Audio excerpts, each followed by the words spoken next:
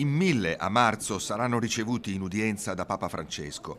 A maggio la cerimonia nel Duomo di Padova e la festa all'Istituto Barbarigo. Compie un secolo. Scuola diocesana paritaria è nata nel 1919, subito dopo la Grande Guerra, come il Partito Popolare di Sturzo.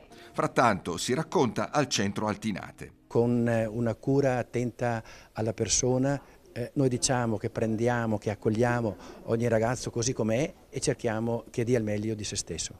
Porta il nome del veneziano Gregorio Barbarigo. Vescovo di Padova nel Seicento, mise grandi energie nella formazione dei sacerdoti. Medie e superiori, indirizzo classico, scientifico, tecnico-economico, precursore l'istituto con Don Floriano dell'insegnamento musicale dal 1963.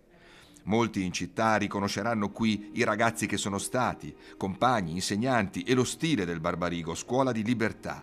Base della Resistenza con i suoi caduti, gli alunni Guido Puchetti e Benedetto De Besi, con Apolloni e Nervo. Papa Paolo VI lo avrebbe incaricato di dar vita alla Caritas. Alla fine della Seconda Guerra, negli spazi del Barbarigo, aveva organizzato l'accoglienza di migliaia di sopravvissuti ai lager nazisti. La Chiesa ha fatto santo Barbarigo, però, uomo del suo tempo, negò la laurea in teologia ad Elena Cornaro.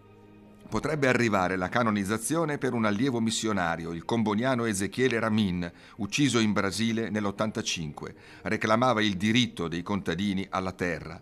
Oggi il Barbarigo sostiene la scuola nascente della nuova missione della diocesi di Padova, in Etiopia.